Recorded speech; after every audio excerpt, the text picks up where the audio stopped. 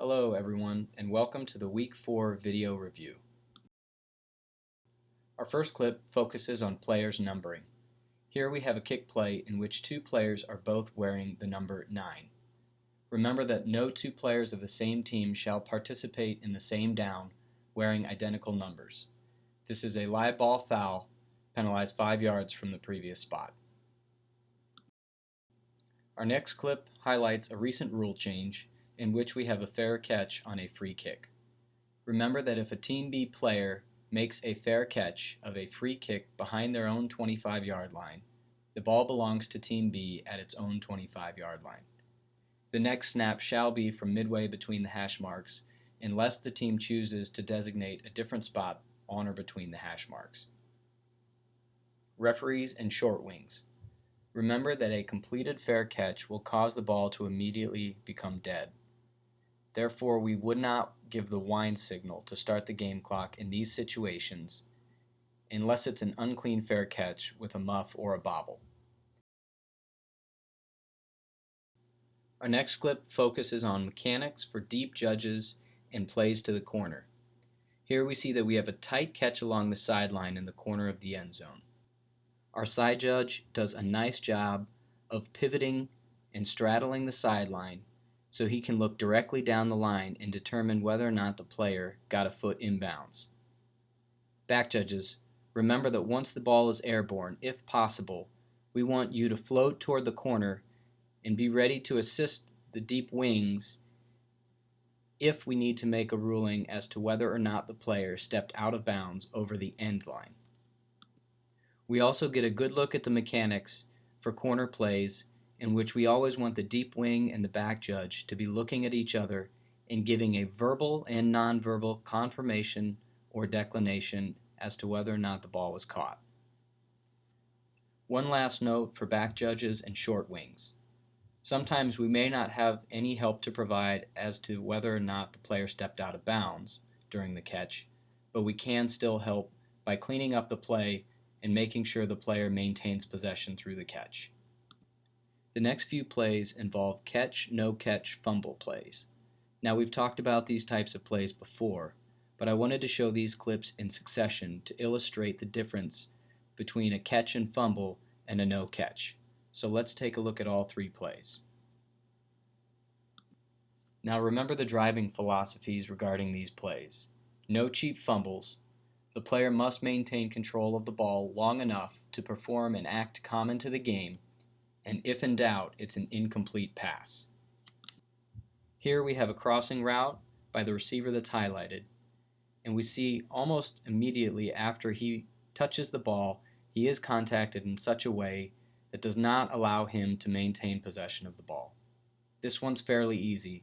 This is an incomplete pass.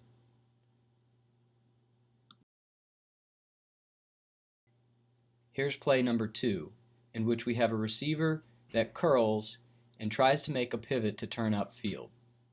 The ruling on the field here is an incomplete pass because the receiver is not able to maintain possession through his pivot and he cannot make a move upfield. This one's also fairly easy and should be ruled an incomplete pass.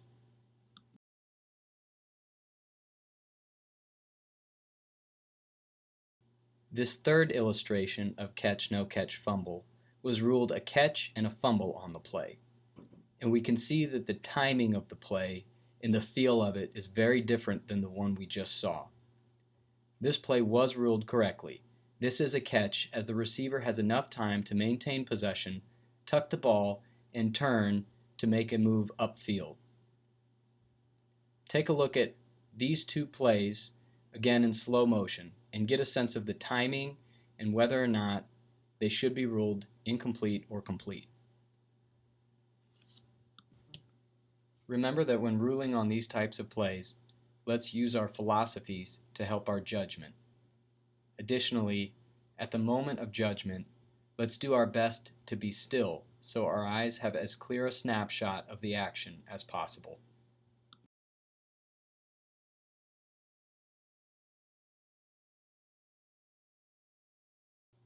Our next few plays dive into pass interference and focus on what is and isn't interference. Let's take a look at a few of these types of plays. In this first clip, we get a defensive pass interference for what appears to be a cutoff. However, remember that a cutoff involves one player crowding another out of the field of play. In this play, we do not have that happening.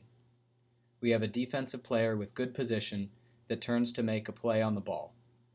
When we slow it down, we do see that there is a grab of the jersey, but it is not illegal contact that prevents the offensive player from making a catch. What prevents the offensive player from making the catch is the good position and the turn of the head by the defender. In this next play, we correctly rule that we have a legal play and not a foul. When the ball is thrown, we do see that there is some body contact between the defensive and offensive players.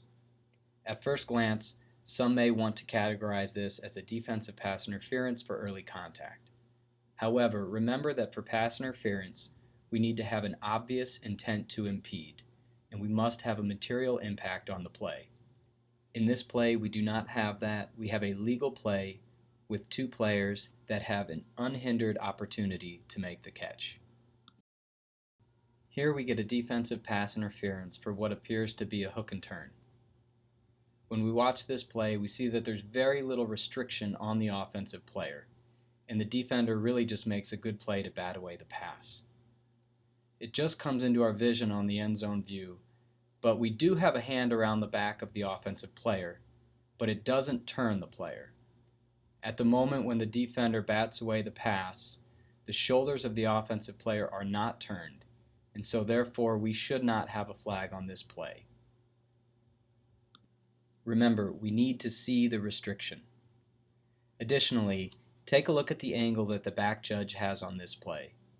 This is a type of situation where deep judges, we want to recognize that from a wing position, we really don't have the greatest look through this play, and we want to trust that the back judge can pick up this play if we call this a hook and turn. Now, if we have a grab and restrict and we see a jersey stretch from the deep wing position, we can certainly justify a flag.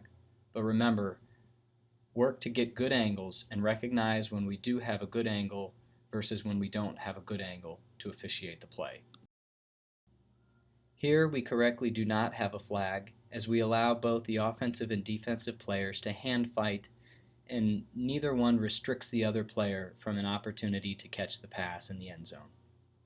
Remember that some hand fighting is okay, and as long as one player does not gain an advantage over the other, we can allow some of this to occur.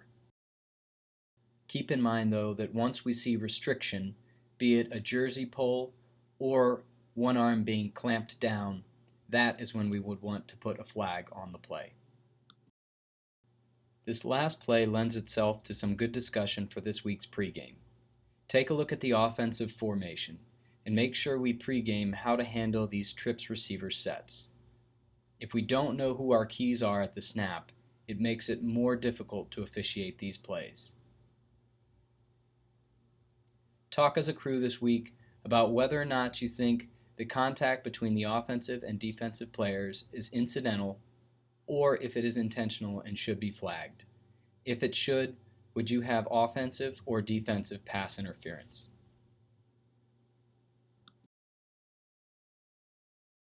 That's all for this week's video review. Go out and have a great week 5.